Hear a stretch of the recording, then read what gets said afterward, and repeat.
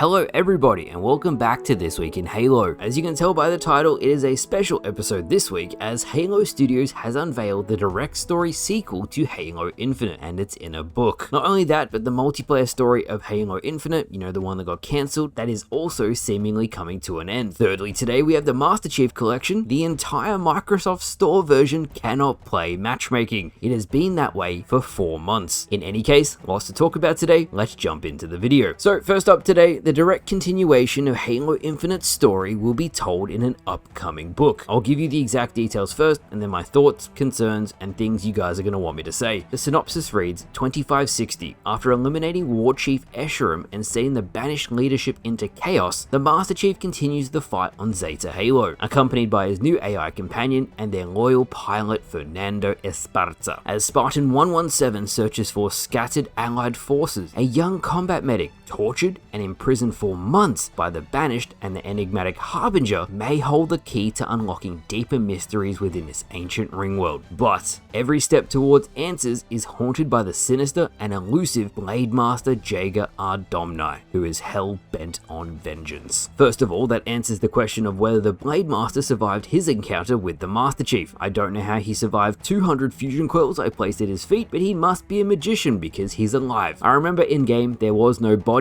which is unlike Halo, so a lot of people speculated Jaeger Ardomni is alive. Turns out we were correct. To me, this seems like the campaign DLC for Halo Infinite we never got. This would have been amazing to play on Zeta Halo, having Jaeger hunting you as the primary antagonist. Can you imagine traversing the ring and then he ambushes you with a group of Spec Ops camo elites? That would be so cool. Alas, we never got campaign DLC on Halo Infinite. Next up, and secondly, Halo Studios themselves said that just like Halo First Strike, which is the book that tells how Master Chief got back to Earth with Sergeant Johnson in between Halo Combat Evolved and Halo 2, this will be a similar style story. I did notice, however, it did say direct sequel. Here's where the Halo community and even myself have concerns about this. First, there's a growing trend that books are the main way to tell stories in the Halo universe now. The mainline canon has become so convoluted that the main story beats need to be finished in books just to explain it for everyone. This has made the games to feel really disjointed narrative-wise once you go back and look at them. Halo 4 to Halo 5 to Halo Infinite. The Didac was defeated, end of Halo 4, then he survived, then he died in a comic, then he came back again. 343 Guilty Spark is back. I really don't think he should have come back, but he's back.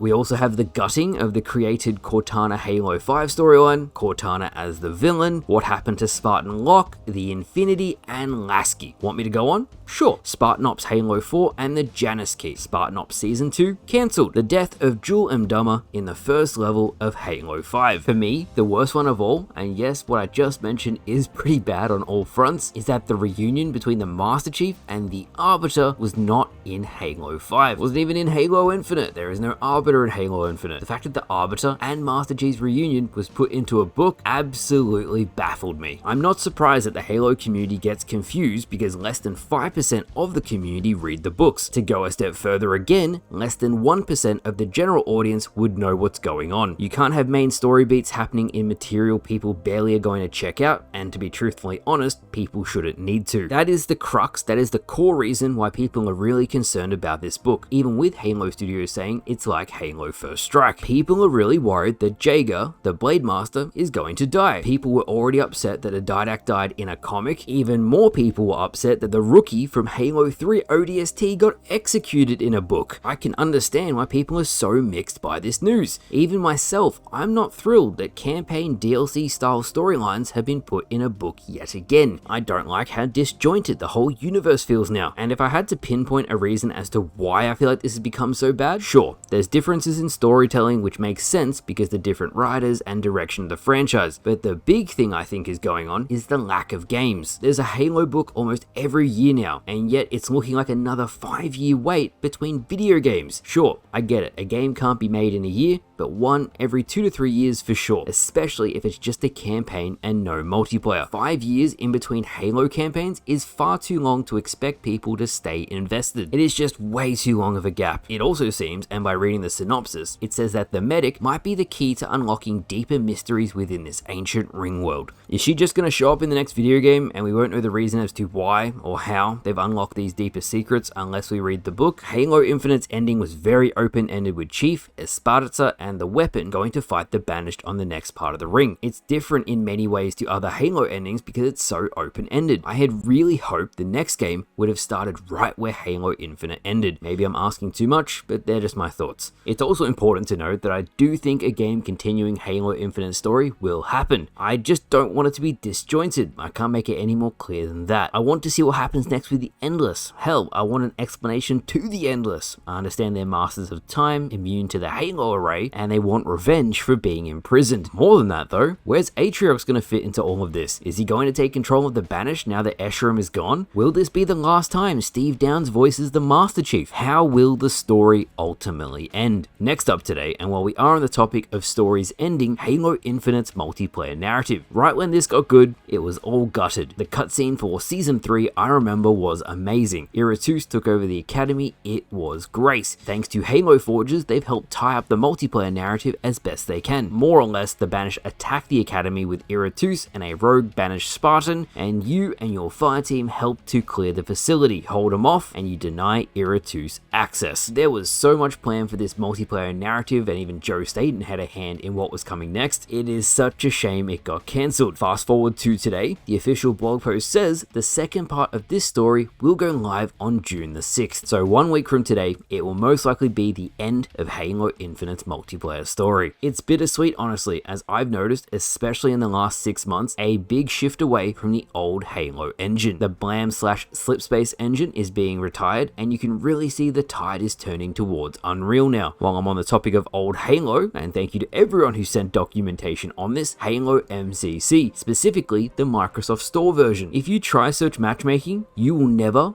ever find a game. I'm not sure if something isn't being sent from your device to the servers or what is happening, but whatever the cause is, this has been broken for months and nothing has been done. I don't want this to be a situation like Halo Wars 2 where the game is completely abandoned even though it needs fixes. If you guys at Halo Studios cannot do it at this point, get the Halo modding community. Hell, get the modders to continue updates on Halo MCC in general. I don't want these older titles to be forgotten, and I don't want them to be replaced once the next era of Halo on Unreal comes out. It's a legitimate concern I have that every title from the old Halo engine will just become redundant and forgotten. It's also going to become very rare knowledge on how to actually work the old Halo engine, as none of the developers will know how to use it. Really, only Halo modders are going to know. And even then, given enough time, a lot of the knowledge isn't documented, so it's going to get lost to time. Even Bungie, when they gave up Halo and 343 took over, there was no documentation on how to use the Halo engine, and 343 Industries had great difficulties when making Halo 4. With that said, that is this week in Halo. Times are really changing for Halo. The next 2 years is going to be very interesting, and I'm very curious as to see the direction it's going to go. For today, let me know your thoughts on the brand new book continuing the direct story of Halo Infinite. The Cannon Fodder article literally says sequel to Halo Infinite, which I'm really tired of mainline Halo games having books as continuations. I also really hope Jaeger Ardomni doesn't die. So thank you for watching. Let me know what you think down in the comments below. Please fix Halo MCC as well. It's been 4 months and people on that platform cannot play at all. Thank you again for watching, and I'll see you guys later.